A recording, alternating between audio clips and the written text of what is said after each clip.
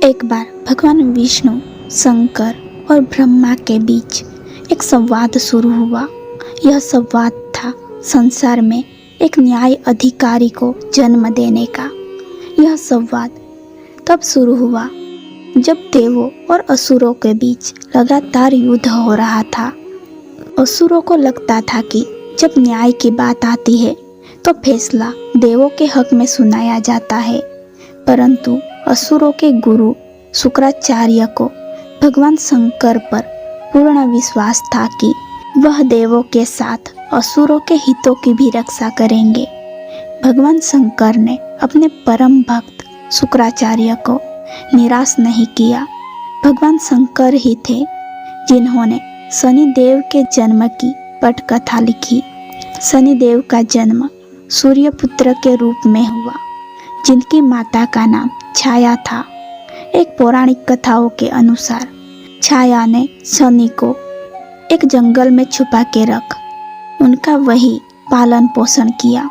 यम के अलावा शनि भी एक पुत्र है। शनि देव को भी नहीं मालूम था कि उनके पिता स्वयं सूर्य देव हैं, लेकिन यह राज बहुत दिनों तक छुप ना सका, क्योंकि संसार को उसका न्याय अधिकारी मिलना था, जो कर्मों के आधार पर लोगों को न्याय और दंड देगा। इधर देवाधिपति इंद्रदेव और शुक्राचार्य के बीच न्याय अधिकारी के अस्तित्व को जानने के लिए खलबली मची हुई थी। इसी खलबली का नतीजा एक चक्रवात के रूप में आया, जिसका संचालन शुक्राचार्य कर रहे थे। शुक्राचार्य को मोहरा बनाते हुए इंद्रदेव ने एक षड्यंत्र रचा था। सही मायने में इस चक्रवात के लिए इंद्रदेव जिम्मेदार थे, जिन्होंने असुरों के गुरु शुक्राचार्य को उकसाया था। इस चक्रवात की चपेट में शनि की माता छाया आ गई, जिससे शनिदेव नाराज हो गए और शंकर भगवान की कृपा से उन्हें अपनी शक्तियों का बोध हो गया और उन्होंने अपनी माँ छाया को बचा लिया। इसके बाद सूर्यदेव चक्रवात से क्रोधित हो गए और उन्होंने शुक्राचार्य और इंद्रदेव को सूर्यलोक में बुलाया, जहाँ पर चक्रवात के दोषी को दंड देकर न्याय दिया जाना था।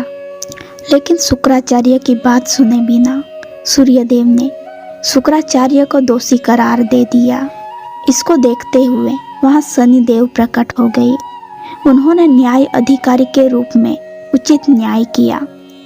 उन्होंने सभी को बताया कि चक्रवात के असली दोषी शुक्राचार्य नहीं अपितु इंद्रदेव हैं। शनिदेव की यह बात सुनकर वहाँ मौजूद सभी देवता, उनके पिता सूर्यदेव और शुक्राचार्य चकित रह गए।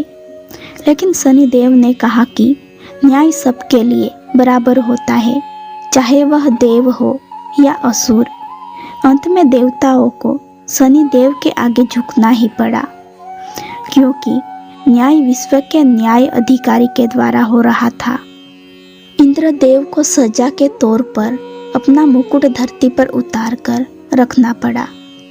पौराणिक कथा और शास्त्र के अनुसार शनिदेव लंगड़ा कर चलते हैं, जिस कारण उनकी चलने की गति धीमी है। शनिदेव को एक राशि को पार करने में लगभग 2.5 वर्ष का समय लगता है। ज्योतिष शास्त्र के अनुसार शनि एक धीमी गति से चलने वाला ग्रह है। आखिर शनिदेव लंगड़े कैसे हुए, इसके बारे में हमारे शास्त्र में लिखी एक रोचक कथा के अनुसार शनिदेव की सौतेली माँ के कारण शनिदेव को लगा श्राप और शनिदेव हो गए मंदगामी। एक अन्य कथा के अनुसार एक ऋषि के श्राप से शनिदेव लंगड़े हो गए। आइए जानते हैं शनिदेव के जीवन से जुड़ा यह रहस्य पिप्पलाद मुनि से जुड़ी है।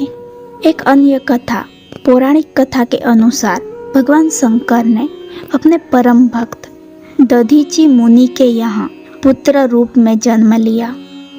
जब पुत्र जन्म हुआ तो भगवान ब्रह्मा ने उनका नाम पिप्पलाद रखा। लेकिन जन्म से पहले ही उनके पिता दधीची मुनि की मृत्यु हो गई। युवा होने पर जब पिप्पलाद ने देवताओं से अपने पिता की मृत्यु का कारण पूछा तो उन्होंने शनिदेव की कुदृष्टि को उसका कारण बताया। अपने पिता की मृत्यु का कारण सुनकर पिप्पलाद बड़े क्रोधित हुए और उन्होंने शनिदेव के ऊपर अपने ब्रह्मदंड का प्रहार किया। शनिदेव ब्रह्मदंड का प्रहार नहीं सह सकते थे, इसलिए वे उससे डर कर भागने लगे। तीनों लोगों की परिक्रमा करने के बाद भी ब्रह्मदंड ने शनिदेव का पीछा नहीं छोड़ा और उनके पैर पर आकर लगा। मुनि पिप्पलाद द्वारा फेंके गए ब्रह्मदंड के पैर पर लगने से शनिदेव लंगड़े हो गए। तब देवताओं ने पिप्पलाद मुनि से शनिदेव को क्षमा करने के लिए कहा। देवताओं ने कहा कि शनिदेव तो न्यायाधीश है और वे तो अपने कर्तव्यों का पालन करते हैं। आपके पिता की मृत्यु का कारण शनिदेव नहीं है। देवताओं की प्रार्थना पर पिप्पलाद ने शनि को इस बात पर क्षमा किया कि शनि जन्म से लेकर 16 साल की आयु तक के शिव भक्तों को कष्ट नहीं देंगे। यदि ऐसा हुआ तो शनिदेव भस्म हो जाएंगे। तभी से पिप्पलाद मुनि का स्मरण करने मात्र से शनि की पीड़ा दूर हो जाती है। दोस्तों, अगर आपको यह वीडियो पसंद आई हो तो वीडियो को लाइक, शेयर और चैनल को सब्सक्राइब जरूर करें। फिर मिलते हैं अगली वीडियो में।